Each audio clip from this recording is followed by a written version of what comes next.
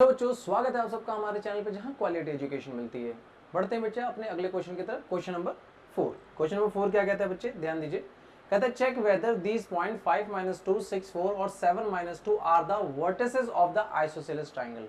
आपको ये पता करना है कि ये जो पॉइंट्स दे रखे हैं ये वर्टिसेस जो हैं ये वर्टेक्स आइसोसेलेस ट्राइंगल के हैं या नहीं है। एक पॉइंट हमने दे दिया 5 और -2, दूसरा पॉइंट हमने दे दिया 6 और 4 और तीसरा पॉइंट हमने दे दिया 7 और -2। इसी में से आपको एक ए मान लेना है, एक बी मान लेना है और एक सी मान लेना है। तो बच्चे आप बचपन से जानते हैं आइसोसेलेस ट्राइंगल किसको कहते हैं, जिसकी दो साइड्स का डिस्टेंस आपस में बराबर होता है। अब जरूरी नहीं कि वो दो साइड यही दोनों हो सकता है वो ये भी हो सकता है। तो इनमें से किसी भी दो साइड का डिस्टेंस अगर आपस में बराबर आता है तो ये आइसोसेलेस ट्राइंगल होता है। तो देखिए बच्चे हम क्या करेंगे, सबसे पहले हम ए से लेकर बी तक का डिस्टेंस निकालते हैं। डिस्टेंस फॉर्मूला क्या होगा बच्चे, x2 माइनस x1 का square plus y2 minus y1 का स्क्वायर। हम बच्चे इसको सॉल्व करेंगे। x2 क्या होगा बच्चे, किसी भी एक वर्टिस को आप x1 और x2 ले सकते हैं, y2 और x2 और y2 ले सकते हैं। इसमें बच्चे हम इसको x1 y1 मान लेते हैं, इसको x2 y2 मान लेते हैं। अगेन हमारे लिए x2 क्या होगा, ए बी के लिए x2 होगा हमारे लिए 6, x1 हमारे लिए होगा 5 का स्क्वायर, y2 हमारे लिए हो जाएगा बच्चे 4 और y1 हमारे लिए हो जाएगा 2।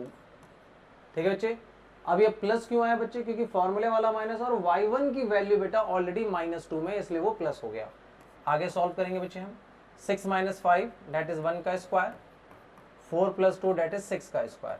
सॉल्व करने पे 1 का स्क्वायर 1 और 6 का स्क्वायर 36, टोटल वैल्यू आ जाएगी √37। ठीक है बच्चे। अब हम करेंगे ए बी का हो गया बच्चे, अब हम करेंगे बी से लेके सी तक का डिस्टेंस। फॉर्मूला वही होगा, बी से लेके सी तक का डिस्टेंस। ध्यान दीजिए थोड़ा सा हम इसको एडजस्ट करेंगे।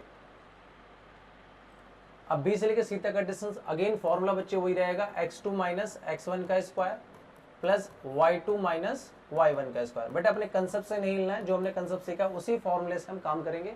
x2 बच्चे अगेन इसमें से इन दोनों में से किसी को, इसको x1 y1 ले लेते हैं और इसको x2 y2 ले लेते हैं। तो x1 हमारे लिए x2 कितना हो जाएगा बच्चे, हमारे लिए x2 हो जाएगा 7 माइनस x1 की वैल्यू बच्चे हमारे लिए 6 है, 6 का स्क्वायर। y2 हमारे लिए हो जाएगा बच्चे माइनस का 2, अगेन फॉर्मूले वाला माइनस, और y1 हमारे लिए हो जाएगा 4 बच्चे। वैल्यू पुट कर दी। आपको बड़े ध्यान से वैल्यू पुट करनी है बच्चे, क्योंकि अगर वैल्यू ही गलत पुट हो गई तो आगे सारा क्वेश्चन गलत हो जाएगा। सिर्फ यहाँ पे आपको ध्यान देना, बाकी तो नॉर्मल कैलकुलेशन है। ध्यान दीजिए 7 - 6 कितना होगा बच्चे, 1 का स्क्वायर, और -2 - 4 हो जाएगा -6 का स्क्वायर। अगेन हम इसको सॉल्व करेंगे, 1 का स्क्वायर 1 - 6 का स्क्वायर अगेन 36। आगे ध्यान दीजिए बच्चे हमारा आंसर तो √37 आ गया, इधर भी 37 आ गया। ठीक है, ये यूनिट्स। तो बच्चे आपको यही नहीं छोड़ देना है, क्योंकि आपसे क्वेश्चन ने पूछा है कि पता करो कि आइसोसेलेस ट्राइंगल है कि नहीं है। हो सकता है सी ए का भी डिस्टेंस यही आ जाए √37, तो ये आइसोसेलेस ट्राइंगल नहीं होगा, इक्विलेटरल हो जाएगा, क्योंकि तीनों साइड बराबर निकलेंगे। इसको हमें चेक करना होगा, तो एक बार हमें उसे भी सॉल्व करके देखना होगा बच्चे। आगे ध्यान दीजिए, अब हम आगे सॉल्व करेंगे। ध्यान दीजिए अब हम निकालेंगे यहाँ से सी से लेके ए तक का डिस्टेंस। अगेन सी से लेके ए तक का डिस्टेंस फॉर्मूला क्या होगा, x2 माइनस x1 का square plus y2 minus y1 का स्क्वायर। सॉल्व करने पे बच्चे क्या आएगा, x2। अब ध्यान दीजिए इन दोनों में से किसी को आप x1 y1 और x2 y2 ले सकते हैं। हमने इसको x1 ले लिया बच्चे 5 और -2 को इसको ले लेते हैं x2 y2। तो हमारे लिए x2 की वैल्यू हो जाती है 7 माइनस x1 की वैल्यू बच्चे हमारे लिए 5 है। ठीक है, y2 की वैल्यू बच्चे हमारे लिए यहाँ पर x हमने ले लिया, y2 की वैल्यू हमारे लिए -2 है। अगेन ये और y1 की वैल्यू बच्चे हमारे लिए यहाँ पर माइनस में तो प्लस में बन जाएगा बच्चे, y1 की वैल्यू 2 हो जाएगी। वैल्यू पुट सही से करना बच्चे। हमने इस वाले केस में x2 y2 इसको लिया है, x1 y1 इसको लिया है, x2 ठीक है और वो y1। चलिए ध्यान दीजिए वैल्यू सही पुट करिए। अब हमने 7 - 5 हमारे लिए बच्चे हो जाएगा 2 का स्क्वायर, और यहाँ पे ये देखिए बच्चे ये क्या हो जाएगा, ये -2 + 2 क्या हो जाएगा 0 का स्क्वायर। ठीक है, आगे सॉल्व करेंगे, ये हो जाएगा 4 और ये हो जाएगा 0। So finally answer √4 that is 2 unit answer हमारा इसमें आ जाएगा। लेकिन क्वेश्चन हमसे क्या पूछा था, क्वेश्चन हमसे पूछा था कि बताओ ये आइसोसेलेस ट्राइंगल है कि नहीं। और आइसोसेलेस ट्राइंगल के कंडीशन जो होती है वो यही होती है, केवल दो साइड आपस में बराबर हो जाए। तो हमें दिख रही है वैल्यू बच्चे, ये दो साइड हमारे लिए, ये दो साइड हमारे लिए आपस में बराबर है।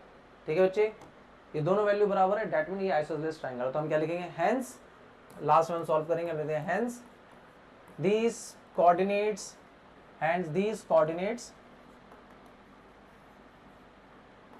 are isosceles triangle,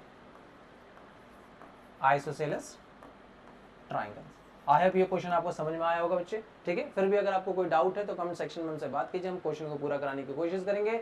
अदरवाइज हमारे चैनल को लाइक करें, सब्सक्राइब करें और औरों तक हमारे चैनल को पहुंचाएं ताकि क्वालिटी एजुकेशन हर किसी तक पहुंचे। मिलते हैं वो अगली वीडियो में, तब तक के लिए बाय।